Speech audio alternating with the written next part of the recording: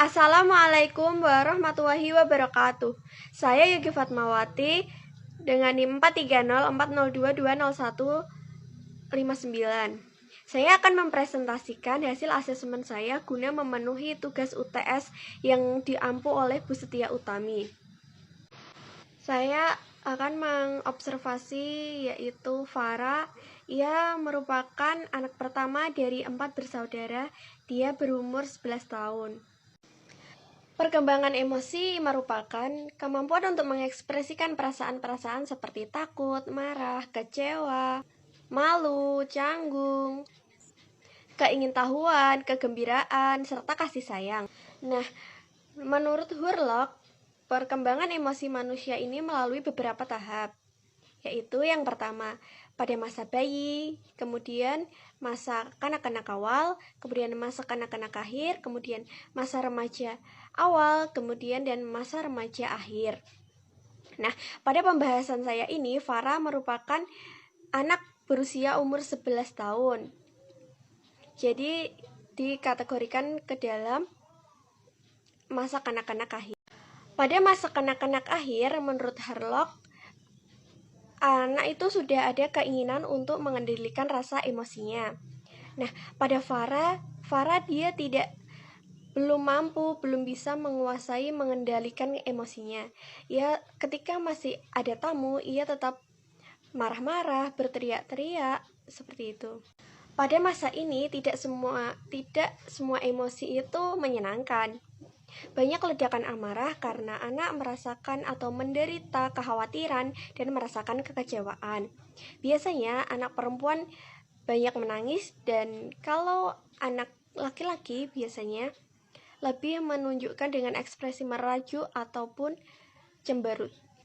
Nah, ciri-ciri masa kanak-kanak akhir menurut Hurlock yang pertama, anak mulai tidak memperdulikan omongan orang tuanya. Ini terbukti pada Farah. Farah sekarang ini mulai tidak memperdulikan apa kata orang tuanya. Ia lebih mendengarkan apa kata teman-temannya. Yang kedua, anak mulai terpengaruh oleh teman-temannya. Nah, ini juga sangat relate kepada Farah. Ia lebih terpengaruh oleh ucapan teman-temannya dibandingkan orang tuanya. Kemudian ciri-ciri yang berikutnya yaitu anak-anak mulai tertarik pada teman sebayanya. Nah, ini juga berlaku kepada Farah. Farah juga sudah mulai tertarik kepada teman seumurnya. Kemudian yang keempat, munculnya keinginan untuk diterima sebagai anggota kelompok. Dari hasil wawancara ibunya, bahwa saat hamil ibunya ini tidak berada di bawah tekanan. Ibunya sangat bahagia dan kondisi gizinya itu tercukupi. Nah, saat perkembangan bayi pun mulai dari mengangkat kepala, tengkurap, jongkok, berdiri, hingga berjalan sendiri itu tidak ada yang terlewatkan. Kemudian pola asuh yang digunakan oleh ibunya ini merupakan pola asuh demokratis, yaitu melibatkan anak untuk bekerja sama dengan orang tuanya. Misalnya saat liburan, hari libur, hari Minggu, biasanya ia mencuci motor bersama ayahnya dan adik-adiknya, seperti itu. Orang tuanya ini tipe orang yang mengarahkan dan membimbing anaknya. Misalnya saat belajar, ibunya itu selalu mendampingi dan selalu mengarahkan dan menjelaskan jika anak belum paham tentang materi yang dia tidak bisa. Orang tuanya ini mengontrol anak tetapi tidak kaku, karena Farah ini sangat keras orangnya. Dia tidak bisa dikerasi. Orangnya ini sangat keras kepala, tidak mau diberi kritikan atau masukan. Ia maunya menang sendiri dan tidak mau salah, intinya. Saat anak melakukan kesalahan, biasanya orang tuanya akan memarahinya atau menasihatinya. Namun kalau saat Farah ini sudah keterlaluan, pasti ibunya akan menghukumnya dengan menyita handphonenya selama 1 minggu, ataupun jika tidak, handphonenya tetap diberikan, namun akses wifi atau paket datanya itu dimatikan oleh orang tuanya. Setelah saya mengobservasi selama beberapa hari, saya bisa menyimpulkan bahwa beberapa faktor yang dapat menyebabkan Farah menjadi seperti ini. Itu yang pertama, yaitu faktor keadaan. Nah, dimana Farah ini kan anak pertama dia itu mempunyai adik. Nah, jika misalkan dia sedang bermain lato-lato, nah kemudian si adiknya itu ingin meminjamnya tapi merebutnya seperti itu. Nah kemudian Farah ini kan masih susah untuk mengendalikan emosinya. Nah, dia tuh sering memukul adiknya seperti itu. Nah, nanti adiknya akan mengadu kepada ibunya. Nah, nanti ibunya pasti akan memarahi Farah. Mungkin ini dia akan merasa kayak, kenapa ini tuh nggak adil, yang salah kan dia, kenapa harus aku yang dimarahin, seperti itu. Nah, kemudian ada yang kedua yaitu faktor eksternal, yaitu faktor belajar dengan meniru. Farah ini dia sangat TikTok addict, dia sangat kecanduan oleh HP-nya, sangat kecanduan oleh TikTok. Nah, jadi kan di TikTok ini tidak bisa melihat ya, kayak kita tidak bisa mengontrol apa yang bisa dilihat oleh anak-anak tersebut. Nah, jadi yang keluar di beranda Farah, atau kadang-kadang kan di TikTok terdapat seperti kadang anak-anak menggunakan nada yang tinggi, anak-anak sering marah-marah, sering menggunakan kata yang kasar. Nah, dia itu kalau saya perhatikan, dia itu sering menirukan gaya bicara yang seperti anak-anak di TikTok pada saat ini. Dia sering menggunakan nada-nada yang tinggi, kata yang kasar. Dia sangat keras kepala, tidak mau diberi masukan, dia maunya menang sendiri. Bahkan saat ibunya menyuruhnya untuk, misalkan ibunya itu jam 5 sore, nah ibunya itu menyuruhnya untuk mandi, Farah segeralah mandi, nanti buru dingin. Nah, Farah itu malah marah-marah kayak, kenapa sih ganggu banget, aku lagi scroll TikTok, kenapa nggak nanti aja. Nah, seperti itu, dia sambil mengungkapkan nada-nada yang marah-marah, padahal seperti itu kan tidak baik ya. Nah, kemudian yang ketiga yaitu faktor keluarga.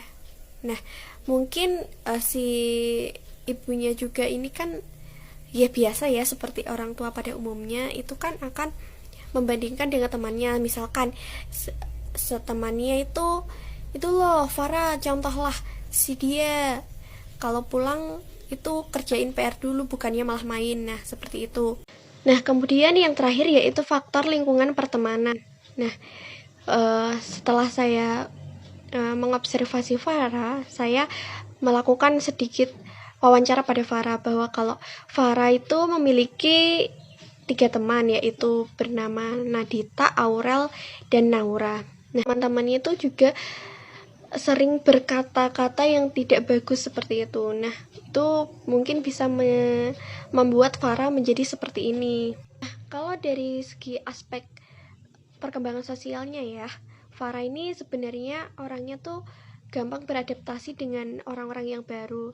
Namun dia akan nyaman kepada orang-orang tertentu saja. Nah, pada tanggung jawab sosialnya, dia ini masih, padahal kalau seharusnya untuk usia Farah yang 11 tahun ini, dia harusnya sudah bisa bertanggung jawab atas apa yang ia lakukan. Seperti misalkan ia diberikan tugas oleh gurunya, tugas PR tuh, dia tuh harus bisa, oh ini aku ada PR, aku harus mengerjakan.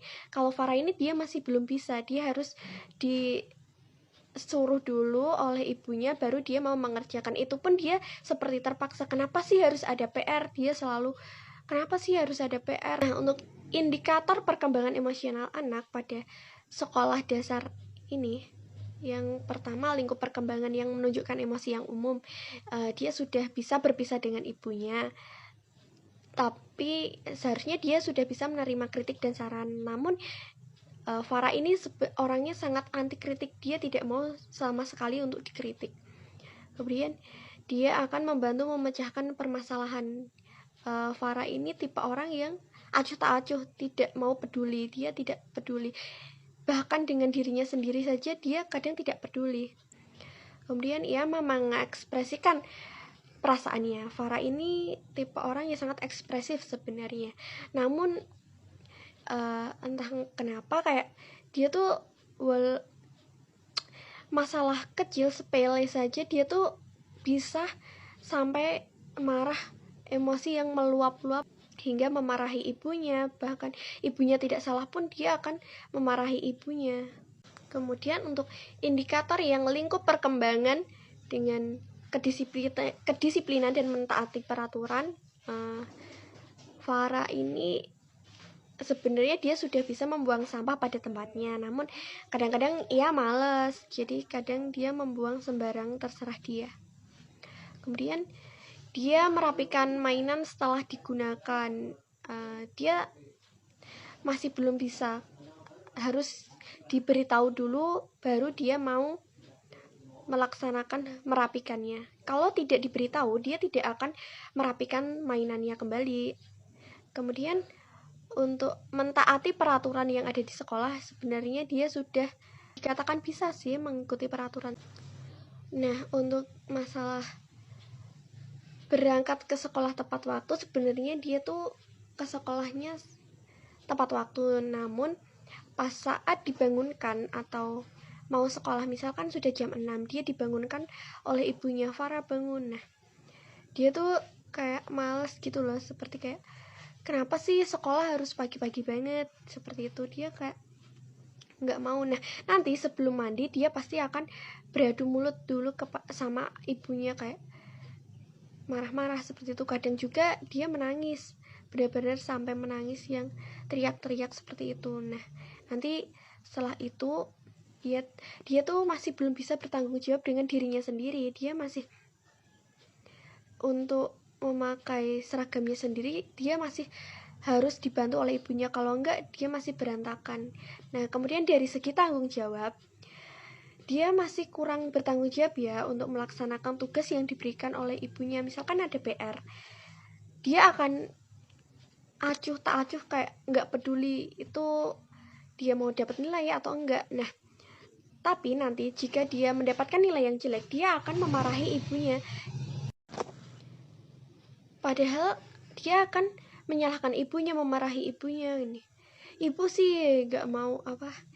Padahal ibunya itu dia udah sangat sabar sekali untuk menjelaskan apa yang belum dipahami oleh Farah. Namun Farah ini emang dia tidak sabar, dia tuh lebih suka emosi. Nah, untuk yang kemudian dia bisa melaksanakan kegiatan sendiri itu kalau di sekolah mungkin dia bisa ya, tapi kalau di rumah dia tuh selalu mengandalkan orang tuanya untuk memelihara milik sendiri atau memelihara barangnya sendiri. Misalkan saat di sekolah dia tuh masih tidak bisa menjaga barangnya sendiri. Ini kesimpulan yang bisa saya simpulkan yaitu perkembangan emosi Farah ini masih belum matang. Walaupun seharusnya pada usia yang menurut Hurlok, pada usia ia yang masa kanak-kanak akhir 11 tahun ini, seharusnya dia sudah mau punya keinginan untuk mengendalikan emosinya, sedangkan Farah belum, masih bisa. Nah, mungkin juga dikarenakan karena kecerdasan emosional atau EQ Farah ini masih rendah. Kemudian dengan Farah ini cara penyampaian emosinya itu masih buruk. Dia belum punya rasa malu, bahkan saat ada tamu dia masih teriak, nangis seperti itu. Mungkin bisa juga Farah ini memiliki externalizing behavior atau perilaku yang berdampak langsung atau tidak langsung terhadap orang lain. Contohnya yaitu perilaku yang agresif, membangkang, tidak patuh, berbohong, dan kurangnya mengendalikan dirinya sendiri. Itu yang bisa saya sampaikan. Terima kasih. Wassalamualaikum warahmatullahi wabarakatuh.